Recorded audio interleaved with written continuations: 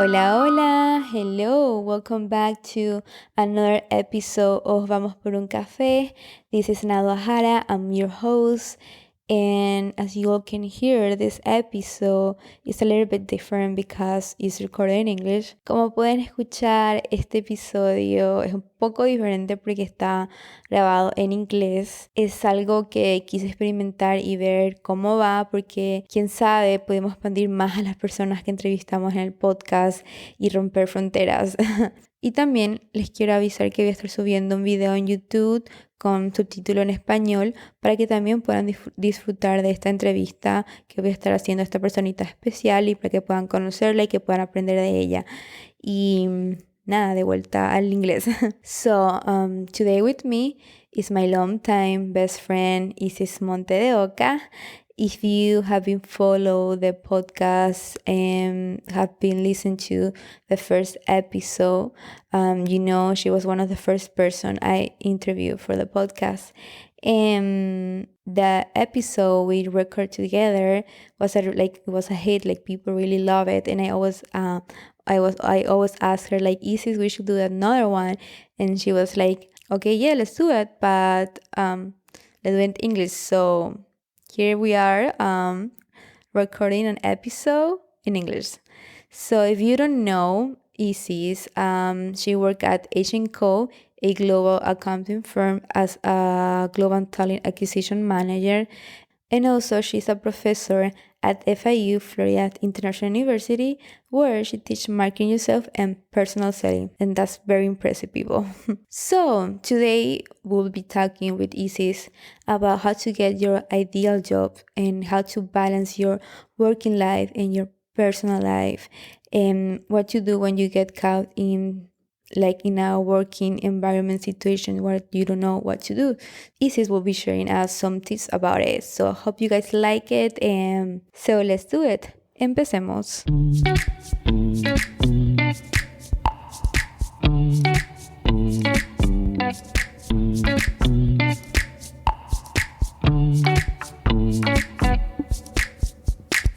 Hello, Isis. Welcome back to another episode. Vamos por café.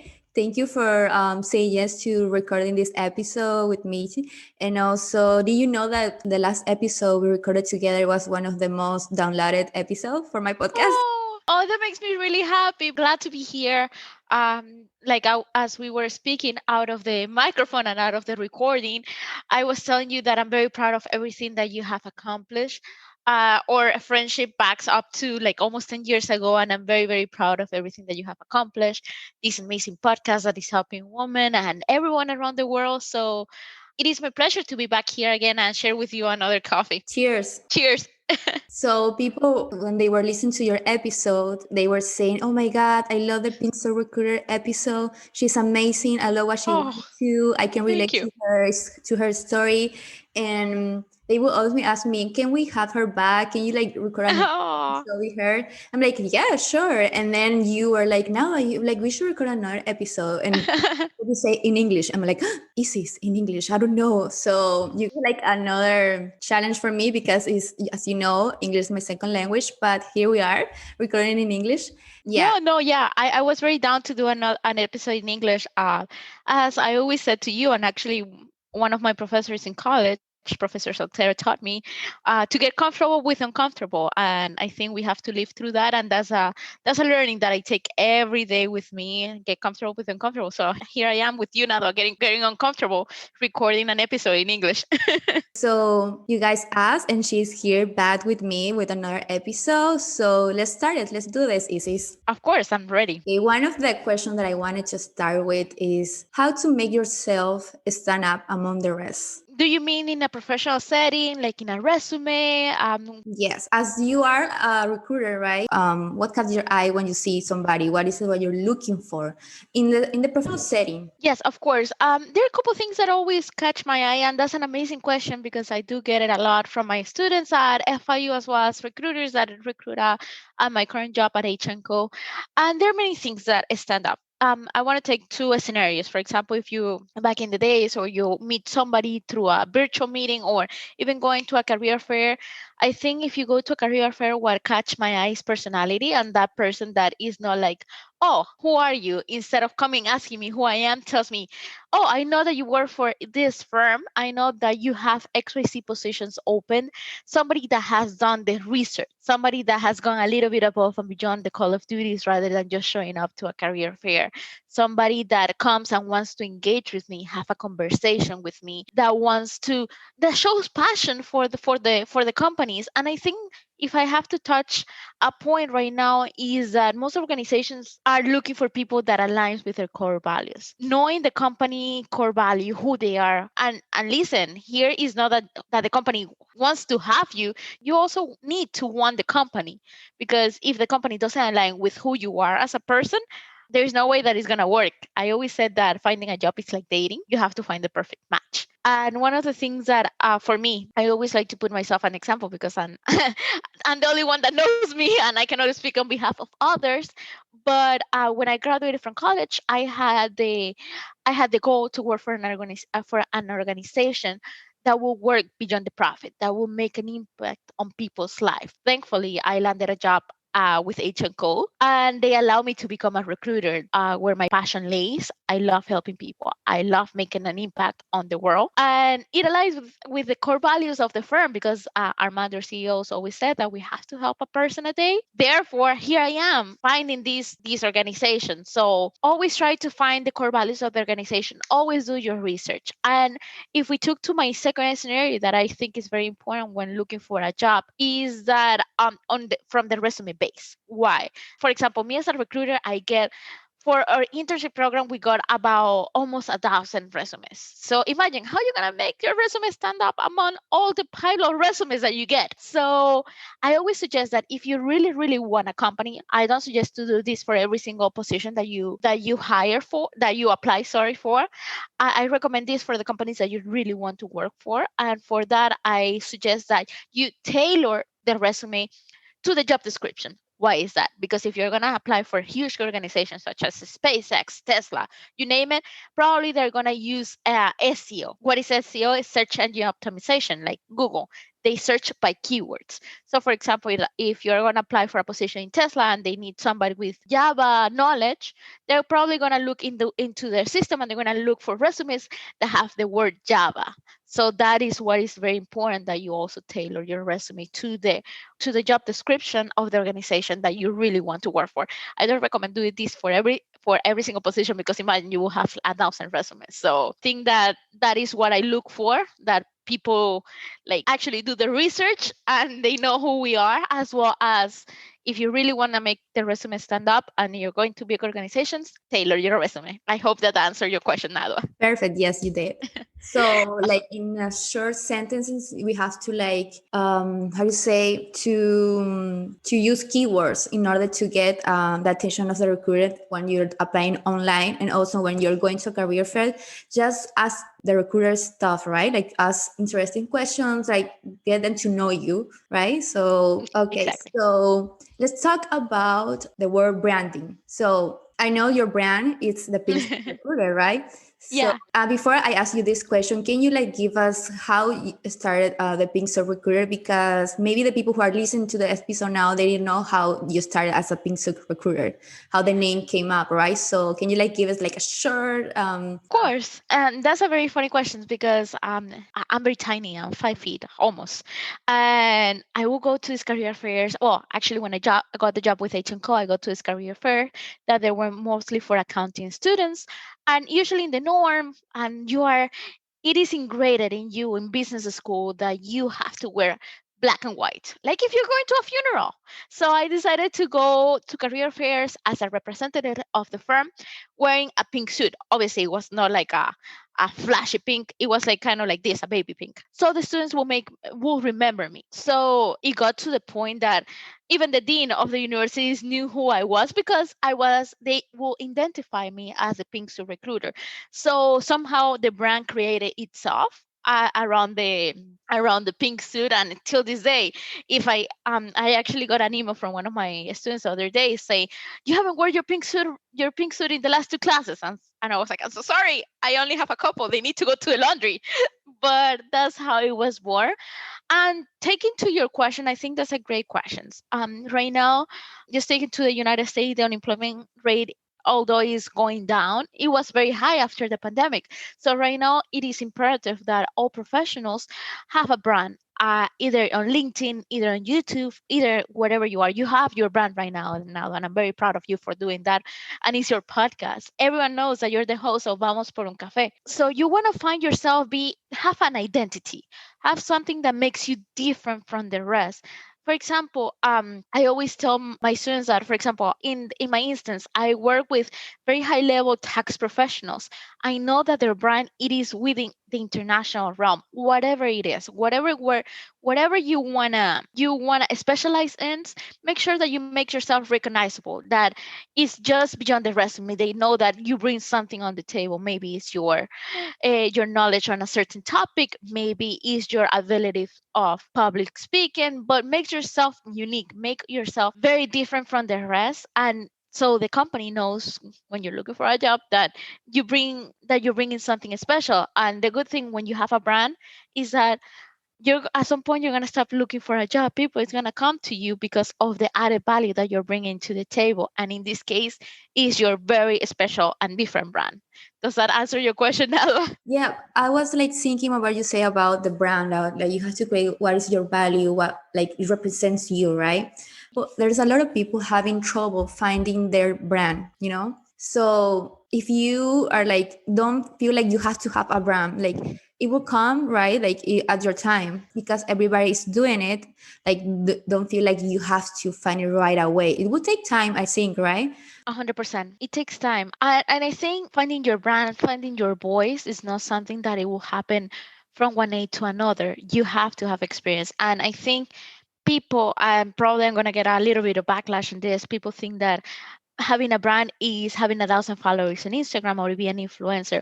But what do you bring to the table? You have to have a purpose. You have to have a message, not just posting beautiful pictures. Because I mean, for that, my dog has a brand, Barney Jose de Bassett. So it is, what do you bring to the table? What sets you apart? It is your interest on helping other people. Because I mean, the pink suit is the external part, but at the end of the day, what I'm doing is recruiting people. I'm helping people. So you have to bring a message. And I do think a brand doesn't come from one day to another. Oh, I want to brand my beautiful cup. No. What is the message that you're going to bring? For example, now, and I think you're a perfect example. Do you think back in 2 years ago, were you thinking about having a podcast? Were you thinking about making this beautiful podcast empowering people? Probably not. So, No, actually, it started like when I started this podcast, uh-huh. it's like it started like growing. Like it didn't go to where it's now. It's like I just keep doing it, and I'm here now. I don't know how to say. It's like it's not that I have planned already. It's just I just went with the flow, and here I am. Like You see, coffee with a lot of people, listen to their story, like empowering people.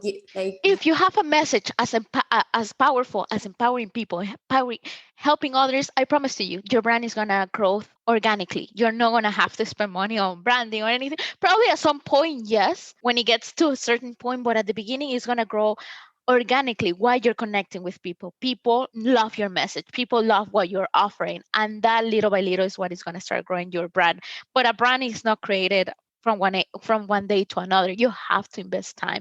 You have to find what works for you, what works for your audience, and make sure that what your message is aligns with what the audience is looking for. exactly. So to continue this episode, I have Yeah, of another course. questions. I don't know. Can you like give us 3 tips to your way to the top?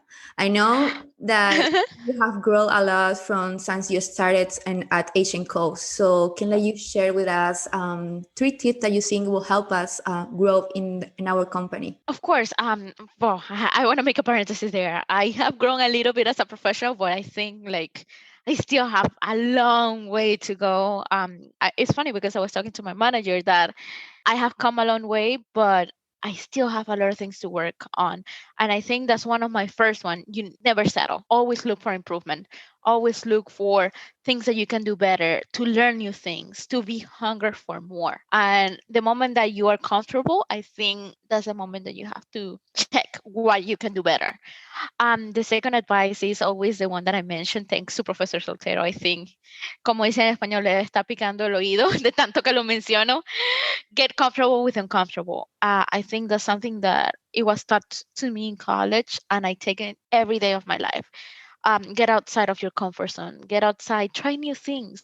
That's the only way that you can grow as a person and as a professional is trying new things, finding, and again, it ties back to your brand. What works for you might not work for others, and what might work for others might not work for you. So try as much as possible. Try, and the last thing is work hard. And when some things do not work, learn from them. Don't stay in the ground. Learn from every single mistake that you make. And let me tell you, I have made many that to a point that I'm like, I don't know how much to employ after after many mistakes that I have made. But I think what is important part is, again, think about it and say, okay, what can I learn from this? What can I learn from this experience? And that is not only about professional life, it's also about personal life, how you can improve, how you can become a better human being than yesterday. I don't know that Nado, does that answer your questions? I always like to make sure that I answer the question. No, you did. I love that. I love the last phrase that you say about how can I improve, how can I be a better person. Not only professional but also in my daily life, right? So I'm a kind of, that I'm kind of like a patito, that I'm like very scary person. Like when I'm like scary to go for stuff. Like I think always, I think I overthink too much. So as you say again, get comfortable with uncomfortable. I feel like if you don't try it, how will you know if it will work? How do you know how do you want to learn? Like that's like trying is like learning, I think. 100%. And I think that's why we're such a great friends, because you're the yin to my yang. Yes. And the risk taker, you're the one that holds me back. So I think everyone needs like a yin to the yang. I think that we learn a lot from each other. Yeah. I feel like I learned for you to take risks, to get out of my comfortable zone, and you learn how to think before, to restrain myself, to think before acting. Yeah, which is very important. Please, people, think before acting. So that's why you have to have like friends like that, so we learn from each other. 100%. Yeah. So this question goes a little bit what you mentioned before. So what to do when you feel like you are not growing, like you're not growing in your company? I'm gonna answer this question very candidly, as with my experience. I listen to a lot of podcasts about that, about how to continue growing. I'm not gonna lie, I went through a very big change early this year in my life that it made me rethink every single success that I have had, every single bit of moment of joy that I have had with my organization. I thought that, okay, maybe that was my end. That this is my, I need to rethink my whole career path. But at the moment, what it really helped me was, one, listen to podcasts, listen to other podcasts that might be within the business, talk to my family, and obviously found I actually I'm a big believer in mental health. And everyone, as your tummy hurts sometimes, when your heart or your mind hurts, you should check on them. You should check if everything is okay. So I found a coach, and that person really helped me to find myself in balance. I had a lot of honest conversations with my manager, and I cannot be any more grateful for an organization like H&Co. My manager acknowledged my pain. My manager listened to me, gave me an amazing advice to trust the process, to not make decisions when you are rethinking your career path. Think about it. Take a moment. Make decisions when you are in the right mindset, when everything is well. So there is actually a really good TED talk about this, that leave the party at the best moment, because if you leave it there, you know that you are making the right decision. Don't wait until you are in deep mud to make these kind of decisions. And going back to the firm, my manager Dana, I cannot think any highly of her. She actually helped me. She actually mentored me as a human being, and said, "Hey, I want you to be well. I want you to do well. I think that you can do this, but at the end of the day, it's your decision." So I always said, if you're lucky enough to have a manager that really cares about you, talk to them, and probably think there are many challenges when you think that you have the wall in front of you. Probably it's not a door, it's not a wall, it's a door that is open to greater things. And that is what happens to me after I went through the rough patch that I was rethinking my whole career. And after talking to many people and talking to management and being so lucky that that my manager heard me, that my manager actually helped me throughout the whole process. I mean, hey, I couldn't be in a better position. I have a beautiful team and helping people every day. We're working for a mission that is greater than us, and this is where everything gets better. So to summarize my response, be honest to yourself, talk to people, and don't make a rush decision. Think about it. Wait until the storm has passed to see if that decision was the right one for you. And always be honest to yourself, because if you're not honest to yourself, probably that's gonna get a little bit rougher. Love it, Isis. So yeah, sometimes we get so overwhelmed what we are doing at our jobs that we forgot to think clearly. So we tend to take bad decisions, let's say in that way. Yeah. Yeah. So just like breathe before making a decision. 100%. And talk. Open to somebody that has more experience than you. So to continue, I want to ask you this. I don't know, but like there's people who tend to have more than two job offers sometimes, right? I don't know who's the lucky person who got more than two offers at the same time, but what happens if we get caught in that situation? What to do, which one to choose, let's say, because I don't know, can you give us some tips about it? That's a very loaded question.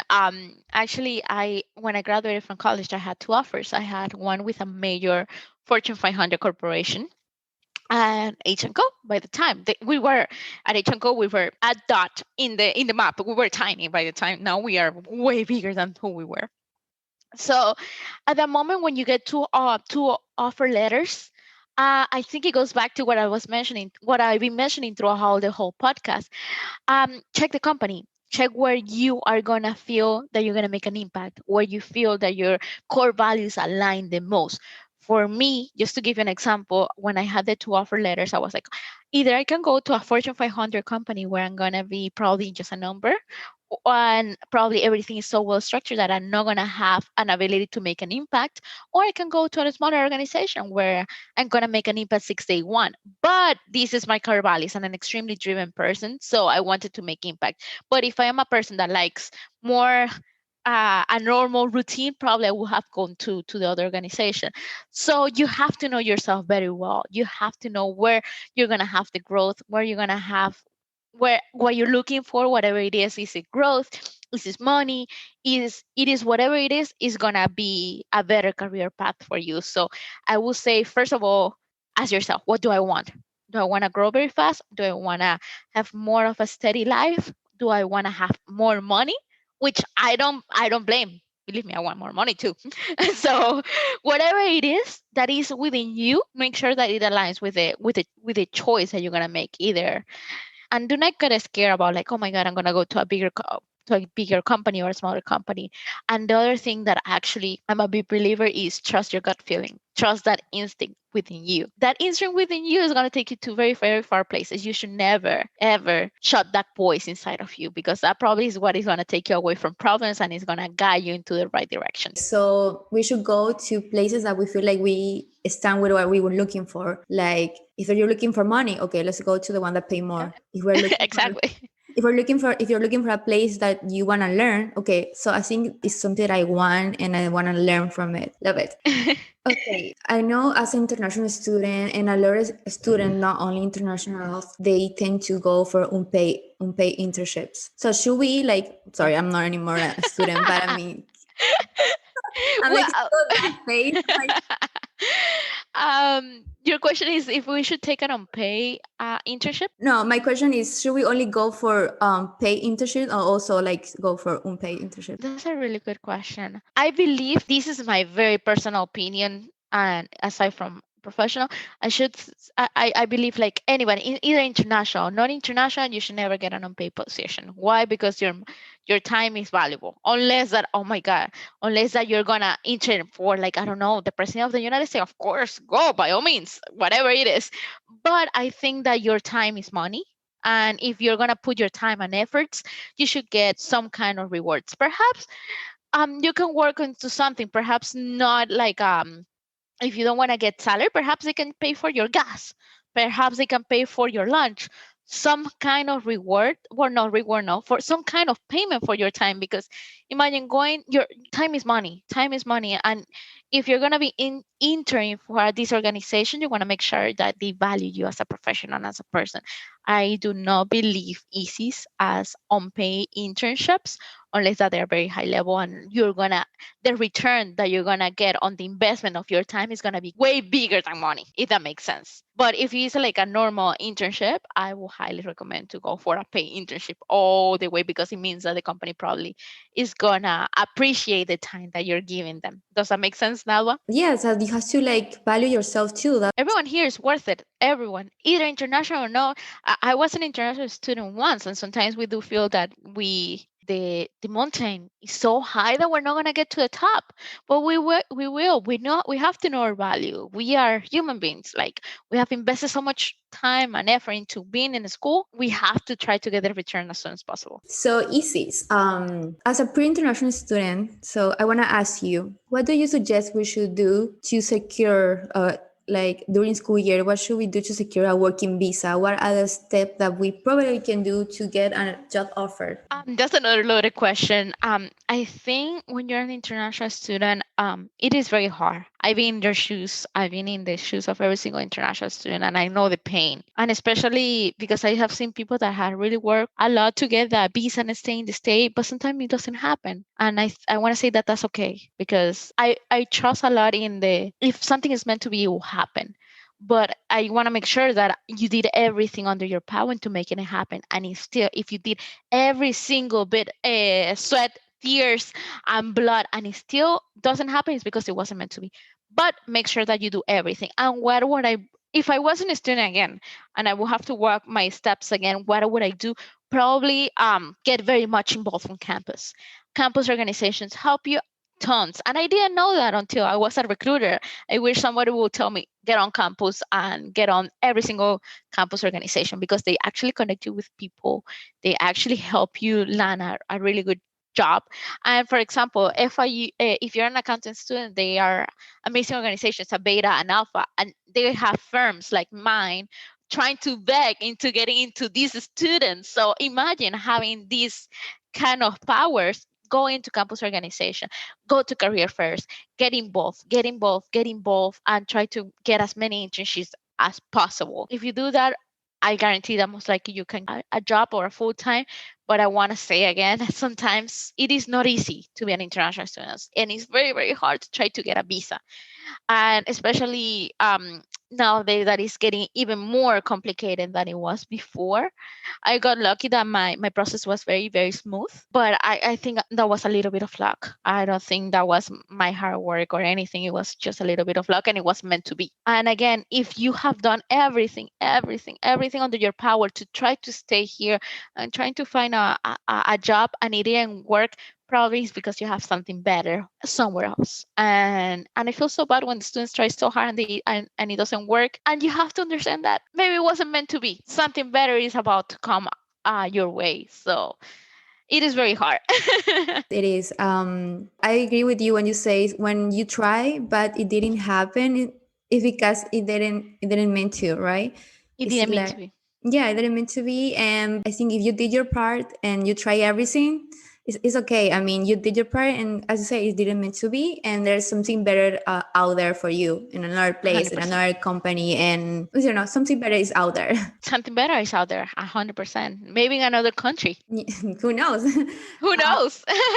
So I want to ask you because I was actually talking to you the other day Uh-huh. about how do you manage your working life and your personal life? How do you balance having like a life of not having like working too much and not losing your job and like doing the best you can and also like trying not to go crazy?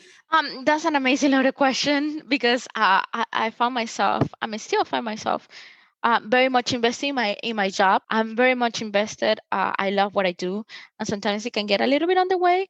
But I think some things that have helped me actually was when I was working with my career coach, that she helped me set boundaries. I mean, I work with 3 different time zones. I'm actually Pacific time. I work Eastern Standard Time. I work with Bangalore, India, that God knows what time is in there. And I work with Latin America, and I work with Brazil. And so I have many time zones that it can get overwhelming at time to time. But I set boundaries. For example, I start working. I sit down on my desk. If I'm gonna talk Pacific time, at 6 a.m. I wake up at 5. I make my coffee. I check my emails. I do the miscellaneous things that might not take me too much of my time while I hope for my bread to be ready. And then at lunch is something very important for me, because at that time I usually walk my dog or I try to disconnect, because I found out that if I do not set these boundaries and I do not set this moment that I need to disconnect for a moment, it's gonna jeopardize me. It probably am not gonna be as efficient as I wish I would be. And second of all, I can get sick, and that for me is something that is non-negotiable, to be healthy and to be and to be sane, honestly. And then after that, I keep working until 2 or 3, and usually I try to go on hikes. I try to set up a routine for myself that allows me to disconnect from time to time. But I understand that there are emergencies, and doesn't mean that I'm like shutting up my phone and throwing it into the Pacific Ocean. No, it means that I'm stepping away from my desk, and it's okay to step outside of my desk. But it means that if my manager knows that an emergency happens, I'm here for her. My team knows that if an emergency happens, I'm always going to be here. But I set this routine that allows me to step out of my desk, clear my mind. So next day I'm fully recharged. So setting boundaries is very important. And also, I think I can get a little bit of backlash on this, that to think that we are not como dice en español, la última Coca-Cola del desierto, que si no atendemos una llamada, el mundo se va a acabar. No. If it's not, for example, the CEO, I will pick up anytime, any day, my manager, anytime, any day. But if it's like somebody that is calling me just to say where are the cookie jars in the office, probably I'm not gonna respond if it's outside of my set schedule, if that makes sense. So set boundaries is very important, and don't jeopardize your health. Your health is the most important thing. Totally. If you are not okay mentally and also in your health, how are you gonna perform like good at your job? So you're not be any help at the office. You're gonna do more harm than help. So you have to be your game has to be 100%. And the time that I have been the most efficient, the most proactive is when I take a moment to work out. I take a moment to go into my walks. I take a moment to actually take care of myself. For me, for example, like going for a run is like the best thing for me. It's like really clear my mind. Like it has become like something like a ritual to work better, to sing better, and to have peace in me. Something. Well, that's important. Keep running now. Yeah, I will. Don't worry about it. So to finish the episode, I want to close asking you if you can share with us any lesson that you have learned all the way in your life. It doesn't have to be professional. It doesn't have to be, can be personal, but something that you think is going to help us grow, like it's going to inspire us, will empower us, something that you want to share with us. And I think this connects to my professional career as well as my personal career. And everything happens for a reason. Sometimes we try too hard again, and it doesn't happen. And it's because we're trying too hard. We have to trust the flow, trust life, or whatever, Buddha, God, whatever you think that is up there, trust it. And if something doesn't happen, it's for because something greater is about to happen. And sometimes we like find ourselves thinking, I want this cup so bad, but for some reason somebody keeps taking this cup from you, and you're like, why is everyone taking this cup from me? I really want it. And probably is because you're gonna get a better cup, a greater, a more that can fit more coffee than this. And so trust life, trust it. Like everything gonna flow, but that doesn't means that you're gonna sit down and just not do anything. You're gonna do everything within you to make your goals happen. But understand that if something doesn't happen, it's because something greater is gonna happen, and everything happens for a reason. And the last thing that I think my manager will be really proud of me when I say this is to be patient. Patient achieve a lot of things. Patient is everything. And when you're in an organization or in your real life, you want things to happen yesterday. That's my biggest fault. I want things to happen yesterday, today, now. You understand that sometimes it's worth waiting because greater things are going to happen. And so to be patient and understand that everything, what is meant to be will happen no matter what you try to do. I agree with you. So what you're saying that we have to trust the process of your life. Like also about patience. I'm a very impatient person. Like for example, a good example is like working out, like trying to lose weight. Yeah. It's not like you lose weight in the next day. Yeah. It's a process. It's so a process. as I say, be patient with yourself. Be patient, and as you say, something better is gonna come. And sometimes it's hard to see and to think that, Tell me right, about that it. something's better. It's hard to think that something's better out there, and then because you're stuck in there, what if that's the question. What if Yeah. what if? So don't ask yourself much what if I have made this decision and not the other one. Exactly. So, And yeah, be patient and trust life, trust everything, trust the process. trust the process. Easy. Thank you so much for record this episode with me. Thank you for being here. Thank you for supporting the podcast. Anytime, Nada. You're a really good friend, and I miss you so much. I miss you too much. You guys know we've been friends since we moved to the United States, like since 10 years. So yeah, and now we are apart from each other. She's in California, and I'm here in Paraguay. You know, life happens, but we'll meet again. Yeah, we will meet again. But again, I'm very proud of everything that you have accomplished. You're my best friend in the world, and I wish nothing but success to you and anything that I can do to help you accomplish your dreams. And always here for you. And thank you for inviting me. This is a lot of fun, and thank you for getting uncomfortable with me. Thank you, Isis. Okay, guys, do you like this episode? Please follow us, and I will put Isis' Instagram account so you guys can follow her for any tips or any question you guys have. And again, I hope you guys like this episode, and see you in the next episode. I don't know, maybe in English, maybe Portuguese, who knows? Let's see. Bye. Si les gustó el episodio de hoy y quieren escuchar más temas como estos, no se olviden de suscribirse en Apple Podcasts y en YouTube y darle follow en Spotify. Hasta el siguiente episodio. ¡Chao, chao!